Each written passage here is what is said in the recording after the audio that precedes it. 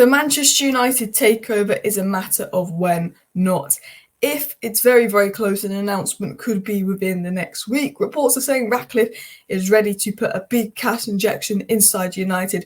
100 million could be available in January. But is it just another PR spin because results are going badly for United? I wouldn't be surprised. But the big report comes out about the changes he's making, how he'll take a step back.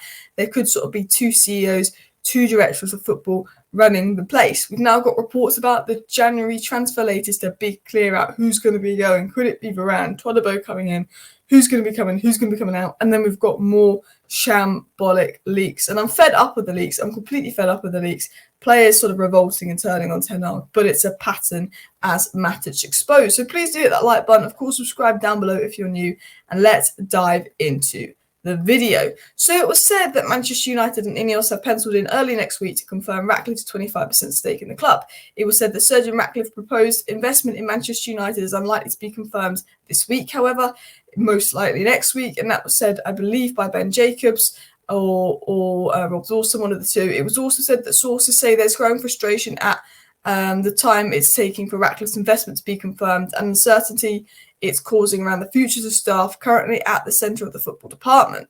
And then obviously Ben Jacobs said that Sir Jim Ratcliffe's 25% stake in Man United is now expected to be announced early next week. But one of the interesting things Rob Dawson touched upon is the uncertainty it's causing around the futures of staff. We know that Richard Arnold has gone. We know that John Mert is not particularly happy. We know that it's going to be Ratcliffe now. It's a matter of when, not if.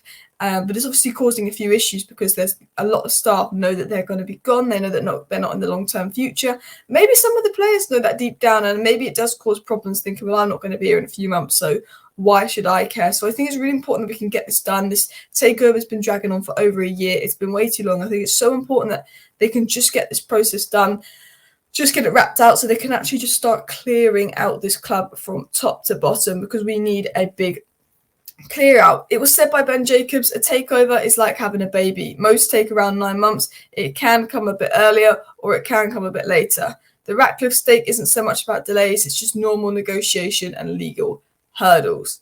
And that was said by Ben Jacobs. It's just like more, that's what you have to do. It's going to take time.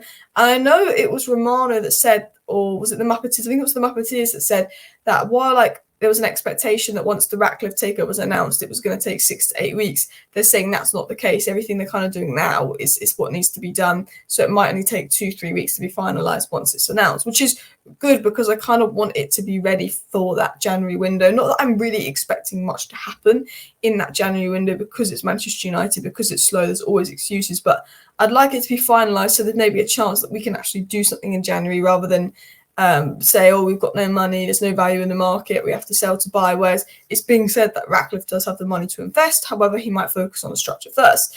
It was said that sources insist that Ratcliffe's investment in Man United is a matter of when, not if. And this was Ben Jacobs. He went on the MUFC MPB YouTube channel and he said quite a few interesting things. He said that Jean-Claude Blanc is still highly likely to be the CEO of Man United under Ratcliffe. And he said that Blanc is extremely well respected within football. He's a people's person. He's very transparent. He's a tough negotiator. And when he needs to be, and he's got business acumen, and he's basically saying that Blanc's the guy that is going to come into United. He's kind of going to be the strings because Ratcliffe will be busy with his business stuff, and he's a very well-known football negotiator. We know what he did at Juventus with their big clear out. He helped them get out of financial rut. He got rid of all the problems at Juventus in terms of player attitude, high-wage players. We know what he did at PSG in terms of revolutionising the squad from a marketing perspective. He's kind of the guy that's very likely to come in, be the next CEO and be that main man under Ratcliffe, which I think, looking at the state of the squad, the problems we've got with player power, money, I think we really need someone that knows a bit about getting out these bad players and getting out these bad eggs to come to United. It was also said on Jean-Claude Blanc that he's not afraid to come to United and rock the boat if he needs to, which is exactly what I want to see. It was said on a day-to-day level, Sir Jim Ratcliffe will still fly around and do his other business deals. He's very hands-on. He's not going to drop everything for United. So he said that Jean-Claude Blanc is more likely to be the guy that's around rocking the boat. He says he sees Blanc as being more important than Ratcliffe in terms of facilitating change at the club, which will be interesting. And it'll be interesting to have an owner that's actually going to give someone power to do stuff. Now, obviously, the Glazers are going to be here. The Glazers still have control. But if Blanc has that freedom and power of sporting control, it will be nice to see like some actual changes being made.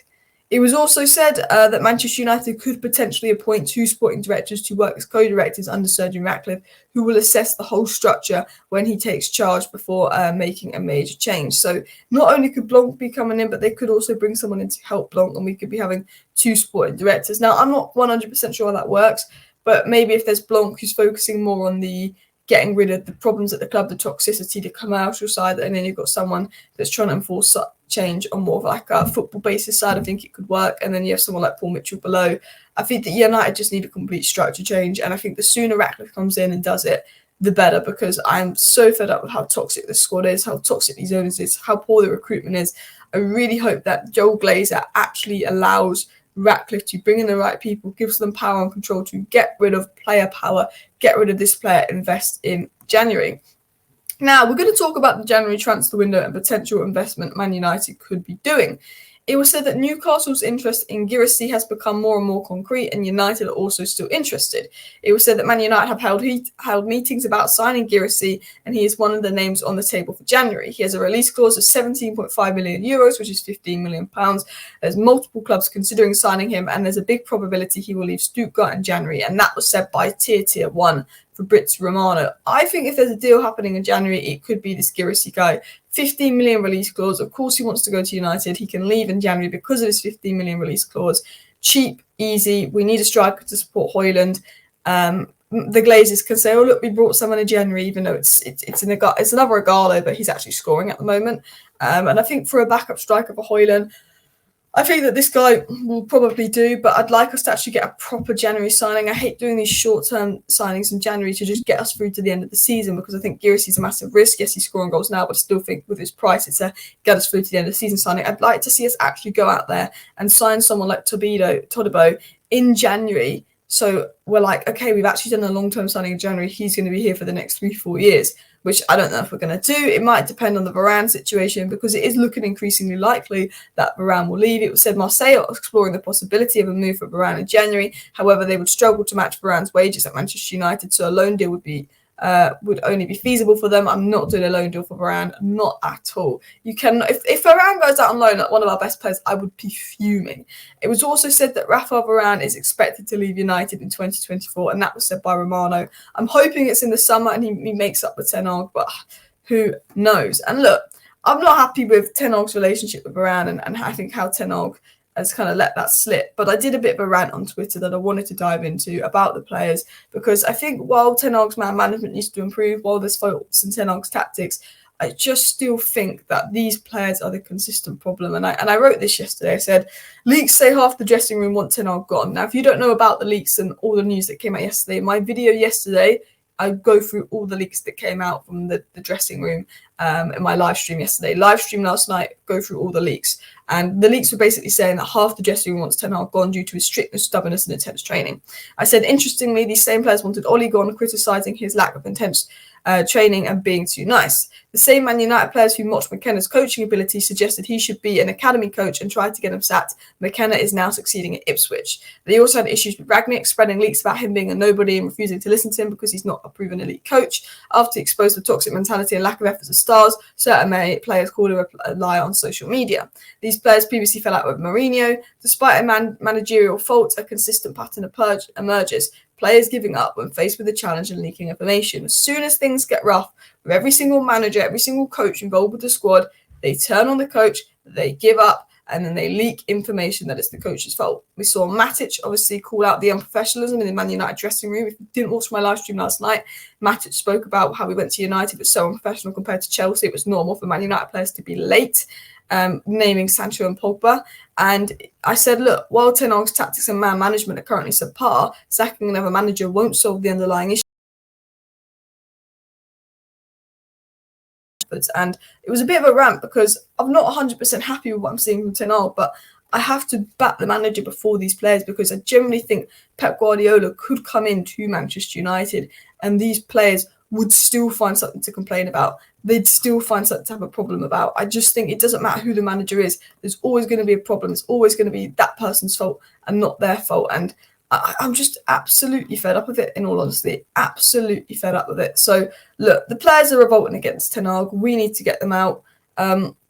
Hopefully changes in force with Blanc being brutal. Hopefully Blanc does actually just get rid of players. He's, ruffles some feathers. And hopefully we actually go and get someone proper in January like Todibo on top of Girassi. But I think we could get a lot of PR spin because things are negative at the moment. I think there's going to be a lot of leaks that are exaggerated by the media to make things more negative than they are. And I think we also could get PR spin from the media to try and twist it into a positive thing as well. But what I think will be interesting is when Ratcliffe comes in and he's in sport and control, will we still get the same PR stories to try and go, oh, this signing was really good. They just haven't played yet. I don't know. Anyway, hit that like button, hit that subscribe button. Thank you for watching. Bye.